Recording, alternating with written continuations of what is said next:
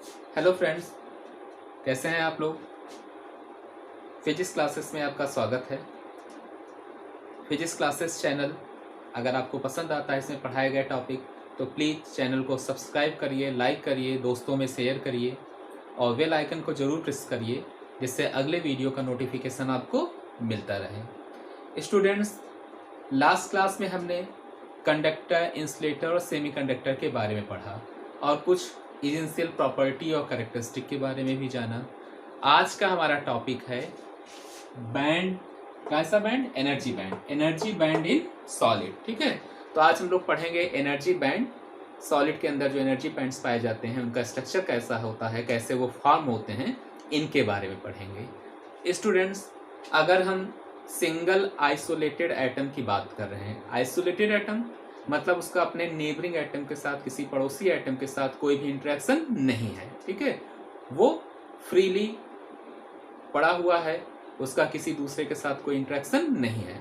तो single isolated atom में discrete energy level होती हैं। आप उस एनर्जी लेवल को नाम दे सकते हो, जैसे कि यहाँ पे हमने आपको बताया 1 years, 2 years, 2p, 3 years etcetera. ठीक है, तो एक आइसोलेटेड एटम में कई सारे डिस्क्रीट एनर्जी लेवल होती हैं और उस एटम के electron in discrete energy level को भरते हैं। ठीक है, इलेक्ट्रॉन किसको भरते हैं या इलेक्ट्रॉन कहाँ पाए जाते हैं? Electron in discrete energy levels में पाए जाते हैं, या दूसरे शब्दों में कह सकते हैं कि electron in discrete energy level को फिल करते हैं। ठीक है, क्लियर हो गया कि एक आइसोलेटेड एटम है, आइसोलेटेड एटम में कई सारी डिस्क्रीट एनर्जी लेवल होती हैं और उन डिस्क्रीट एनर्जी लेवल को कौन फिल करते हैं? उस एटम में पाए जाने वाले इलेक्ट्रॉन फिल करते हैं। ये बात हम कर रहे हैं कब? जब एटम कैसा है? आइसोलेटेड है। ठीक है, अच्छा, हम सॉलिड की बात कर रहे हैं तो सॉलिड में तो बहुत सारे एटम होंगे। नॉर्मली हम कह सकते हैं कि सॉलिड में जो एटम की डेंसिटी होती है वो कितनी होती है? 10⁻23 एटम पर सेंटीमीटर क्यूब। ठीक है, नॉर्मली कह सकते हैं हम लोग कि एक एटम की डेंसिटी कितनी होती है? 10⁻23 एटम पर सेंटीमीटर क्यूब, और ये बहुत ही लार्ज नंबर है। ठीक है, अब वापस लौटते हैं। क्या हम बता रहे हैं आपको कि अगर सॉलिड आइसोलेटेड एटम से मिलकर बना हुआ है तो जो सॉलिड है उसके एटम आपस में इंटरेक्ट करेंगे कि नहीं करेंगे? सॉलिड है तो जाहिर सी बात है कि एटम बहुत ही पास पास होंगे, और एटम बहुत पास पास होंगे तो अपने नेबरिंग एटम के साथ क्या करेंगे? वो अपने पड़ोसी जो एटम हैं उनके साथ उनका क्या होगा? इंटरेक्शन होगा। इंटरेक्शन होने की वजह से, इंटरेक्शन किसके बीच में होगा? उनकी एनर्जी लेवल में होगा। इंटरेक्शन उनकी एनर्जी लेवल में होगा, एनर्जी लेवल थोड़ी सी चेंज हो जाएगी। ठीक है, और जो सबसे आउटर मोस्ट एनर्जी लेवल है, जो सबसे बाहरी एनर्जी लेवल है, वो कई सारी सब एनर्जी लेवल में स्प्लिट कर जाती है। यहाँ पे आप देख सकते हैं, ये सबसे बाहरी ऑर्बिट को दिखाए हैं तो ये स्प्लिट कर गई है। एक छोटा सा क्लोज पैक स्ट्रक्चर है, इसको वैलेंस बैंड नाम दे रहे हैं, बीच में गैपिंग है, फॉरबिडन बैंड है और ये कंडक्शन बैंड है। अभी इसके बारे में वापस आएंगे बताने के लिए। अभी ये हमने क्या लिखा है? Split level of outer shell. ठीक है, जो आउटर सेल की, आउटर सेल या आउटर सेल की एनर्जी लेवल कह लीजिए, तो आउटर सेल की एनर्जी लेवल कई सारी सब एनर्जी लेवल में स्प्लिट कर जाती है। ठीक है, अब यहाँ पे ध्यान देने वाली बात है कि अभी अभी हमने बताया कि जो एटम होते हैं उनकी डेंसिटी लगभग कितनी है? 10⁻23 एटम पर सेंटीमीटर क्यूब, और ये बहुत ही लार्ज होती है। ठीक है, अब सपोज करो हम इतनी बड़ी संख्या को छोड़ के एक छोटा सा एग्जांपल ले रहे हैं कि हमारे पास कितने एटम हैं? 50 एटम हैं। ठीक है, 50 एटम हैं। अब 50 एटम हैं तो 50 क्लोज एनर्जी लेवल बनेगी। ठीक है, इतनी क्लोज एनर्जी लेवल बनेगी। अगर सपोज करो हम कह दें कि हमको इतनी छोटी दूर में, डिस्टेंस में 50 लाइन ड्रा करनी है, तो 1 2 3 4 ऐसे करते हुए जाएंगे और इंस्ट्रक्शन दे दिया जाए, फिर कोशिश ये करिए कि एक एनर्जी लेवल दूसरे एनर्जी लेवल को लाई न करने पाए। ठीक है, तो ये लाइन इतनी पास पास आ जाएगी कि जब आप इनको बाहर से देखोगे या दूर से देखोगे तो आपको क्या लगेगा कि ये जो लाइन है वो आपस में सेपरेटेड ना होके उनका स्ट्रक्चर कैसा है? कॉन्टिन्यूअस स्ट्रक्चर है। ठीक है, कैसा स्ट्रक्चर है? कंटिन्यूअस। यानी लाइन तो अलग अलग है, लेकिन ये लाइन आपस में इतनी क्लोजली है, इतनी क्लोज है एक दूसरे से कि उनका स्ट्रक्चर कैसा दिखाई पड़ता है? कंटिन्यूअस दिखाई पड़ता है।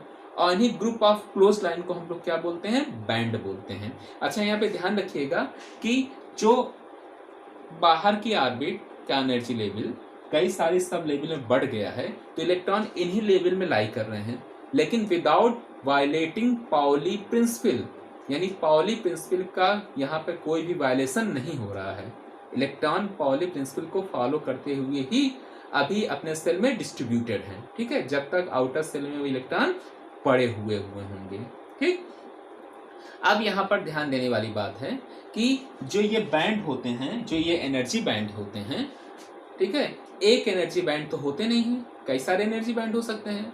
तो एक एनर्जी बैंड के बाद थोड़ा सा गैप होता है, फिर दूसरा बैंड आ जाता है, फिर गैप होगा, फिर दूसरा एनर्जी बैंड आएगा।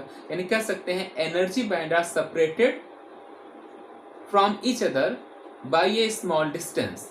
और दो एनर्जी बैंड जिस स्मॉल डिस्टेंस द्वारा आपस में सेपरेटेड होते हैं, उसको हम लोग बोलते हैं फॉरबिडन बैंड। क्या बोला जाता है? Forbidden band. यहाँ पे देखो दिखा दें, एक बैंड ये है वैलेंस बैंड, नीचे वाला, ऊपर वाला कंडक्शन बैंड है, और बीच वाला जो खाली स्पेस है, दोनों बैंड आपस में जिस स्पेस द्वारा सेपरेट किए गए हैं, उसको हम लोग क्या बोल रहे हैं? फॉरबिडन बैंड बोल रहे हैं। ठीक है, इसको भी बैंड क्यों कहते हैं? कि ये भी देखो एक चौड़ी पट्टिका के रूप में, बैंड के रूप में दिखाई पड़ रहा है, इसलिए इसको हम लोग क्या बोल रहे हैं? फॉरबिडन बैंड बोल रहे हैं। ठीक है, तो आप कह सकते हैं कि कुछ अलाउड एनर्जी लेवल होती हैं, ठीक है, जिसमें इलेक्ट्रॉन एग्जिस्ट करते हैं, और कुछ नॉन या ऐसी एनर्जी, दो एनर्जी लेवल के बीच में कुछ ऐसी स्पेस होते हैं जिसमें इलेक्ट्रॉन एग्जिस्ट नहीं करते हैं, नॉट अलाउड स्टेट होती है, जिसको हम लोग क्या बोलते हैं? फॉरबिडन बैंड बोलते हैं। क्लियर हुआ कि जब outermost energy level, outermost shell की एनर्जी लेवल क्या हमने बताया? कई सारी सब लेवल में बढ़ जाती है। ठीक है, और जो एनर्जी लेवल्स होते हैं उनका स्ट्रक्चर आपस में क्या होता है? कुछ एनर्जी लेवल आपस में इतना क्लोज स्ट्रक्चर बनाते हैं कि उनका स्ट्रक्चर कैसे दिखाई पड़ता है? कंटिन्यूअस दिखाई पड़ता है। और कंटिन्यूअस स्ट्रक्चर दिखाई पड़ने का मतलब है कि उनको हम लोग क्या बोलते हैं? बैंड। बैंड का सिंपल सा मतलब ही होता है कि ग्रुप ऑफ क्लोज लाइन। ठीक है, ग्रुप ऑफ क्लोज लाइन, कई सारे क्लोज लाइन आपस में हैं, और उनको हम लोग अभी ऐसे देखिए कि आप लोग इलास्टिक बैंड बोलते हैं। अब इलास्टिक बैंड में आप क्या करते हैं? पतली पतली कई सारी इलास्टिक्स होती हैं, और वो इलास्टिक्स आपस में से बुनी होती हैं कि वो आपस में अलग अलग न लग के एक पट्टी, एक बैंड के रूप में दिखाई पड़ती है। ठीक है, तो ऐसे यहाँ पर भी है कि ग्रुप ऑफ क्लोज लाइन जो आपस में सेपरेटेड न की जा सके, और इनका स्ट्रक्चर कैसे दिखाई पड़े? कंटिन्यूअस दिखाई पड़े। ठीक है, तो उसको हम लोग क्या बोलते हैं? बैंड बोलते हैं। कई सारे अलाउड एनर्जी बैंड होते हैं, और एक energy band, allowed energy band, और दूसरे अलाउड एनर्जी बैंड के बीच का जो डिफरेंस होता है, जो स्पेस होता है, उसको हम लोग क्या बोलते हैं? फॉरबिडन बैंड बोलते हैं। अलाउड स्टेट में, अलाउड एनर्जी स्टेट में इलेक्ट्रॉन एग्जिस्ट करता है, लेकिन जो बीच की गैप होती है उसमें इलेक्ट्रॉन एग्जिस्ट नहीं करता है। ठीक है, अब यहाँ पे ध्यान रखना कि जब आउटर सेल की बात कर रहे हैं, तो यहाँ पे आप फिगर में देख सकते हो नीचे वाले लेवल में तो कोई भी स्प्लिटिंग नहीं हुई है। जो भी स्प्लिटिंग हुई है, यहाँ देखो 3s था ना, 3s तक हमने बनाया था, तो हम अपने एग्जांपल में कह सकते हैं कि 3s जो है वो हमारी सबसे आउटर मोस्ट ऑर्बिट है। ठीक है, सबसे बाहर आउटर मोस्ट ऑर्बिट है एनर्जी की। अब जो ये आउटर मोस्ट एनर्जी लेवल है 3s, वो क्या हुआ है? कई सारे एनर्जी लेवल बढ़ गया है। एक ये एनर्जी लेवल है जिसको हम क्या बोल रहे हैं? वैलेंस बैंड बोल रहे हैं। एक ऊपर वाली एनर्जी लेवल है जिसको हम लोग क्या बोल रहे हैं? कंडक्शन बैंड बोल रहे हैं। और ये दो एनर्जी लेवल के बीच में खाली स्थान है जिसको हम लोग क्या बोल रहे हैं?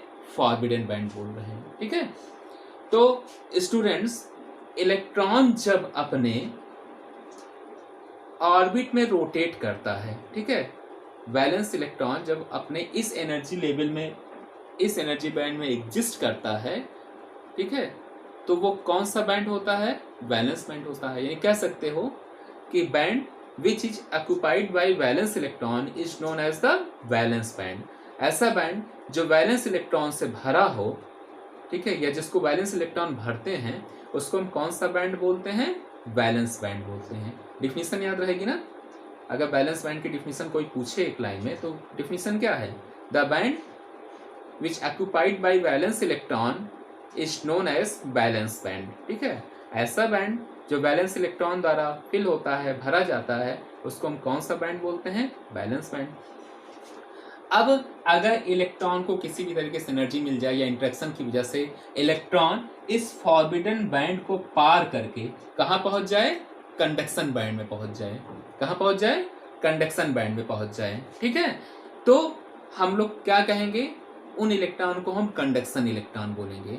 और जो कंडक्शन इलेक्ट्रॉन होते हैं बहुत ही निग्लेजिबल, बहुत ही कम एनर्जी द्वारा बंधे होते हैं। हल्का सा भी इनको बाहर से कोई फोर्स मिला, कोई एनर्जी मिली तो वो फ्री हो जाते हैं। ठीक है, कहने का मतलब कि ऑलमोस्ट वो फ्री की कंडीशन में ही होते हैं। तो जब वैलेंस इलेक्ट्रॉन इस फॉरबिडन बैंड को पार करके कहाँ पहुंच जाएं? कंडक्शन बैंड में पहुंच जाएं। ठीक है, तो उन इलेक्ट्रॉन को हम लोग क्या बोलेंगे? कंडक्शन इलेक्ट्रॉन बोलेंगे। बैंड को क्या बोलेंगे? कंडक्शन बैंड बोलेंगे। कंडक्शन इलेक्ट्रॉन कौन सा इलेक्ट्रॉन है? जब इलेक्ट्रॉन वैलेंस बैंड को क्रॉस करके कहाँ पहुंच जाए? फॉरबिडन बैंड को क्रॉस कर दे, तो उन इलेक्ट्रॉन को हम लोग क्या कहने लगते हैं? कंडक्शन इलेक्ट्रॉन कहने लगते हैं। ठीक है, और कंडक्शन इलेक्ट्रॉन जिस बैंड को भरते हैं वो कौन सा बैंड होता है? कंडक्शन बैंड होता है। तो इसकी डिफिनेशन क्या हो गई? The band which occupied by conduction electron is known as the conduction band. फिर से रिमाइंड करते हैं कि वैलेंस इलेक्ट्रॉन जिस बैंड को बनाते हैं, जिसको भरते हैं, वो कौन सा बैंड है? वैलेंस बैंड है। जब यही इलेक्ट्रॉन कुछ एनर्जी अचीव करके फॉरबिडन बैंड को पार करके ऊपर पहुंच जाते हैं, फॉरबिडन बैंड को जैसे ही क्रॉस करते हैं तो इलेक्ट्रॉन क्या कहलाने लगते हैं? कंडक्शन इलेक्ट्रॉन कहलाने लगते हैं। ठीक है, और ये कंडक्शन इलेक्ट्रॉन जिस बैंड को फिल करते हैं, भरते हैं, या जो बैंड इन कंडक्शन इलेक्ट्रॉन द्वारा भरा जाता है वो कौन सा बैंड होता है? Conduction band. यानी वैलेंस इलेक्ट्रॉन और कंडक्शन इलेक्ट्रॉन, वैलेंस बैंड और कंडक्शन बैंड। फिर से डिफिनीशन रिपीट करते हैं कि वैलेंस बैंड की डिफिनीशन हमने क्या बताई थी? हाँ, एक बार रिमाइंड करिए। वैलेंस बैंड क्या है? विच ऑक्यूपाइड बाय वैलेंस इलेक्ट्रॉन, ऐसा बैंड जो किसके द्वारा भरा हो? वैलेंस इलेक्ट्रॉन द्वारा। और कंडक्शन बैंड क्या है? विच ऑक्यूपाइड बाय कंडक्शन इलेक्ट्रॉन। तो उसको हम लोग क्या बोलते हैं? कंडक्शन बैंड बोलते हैं। क्लियर हो गया ना?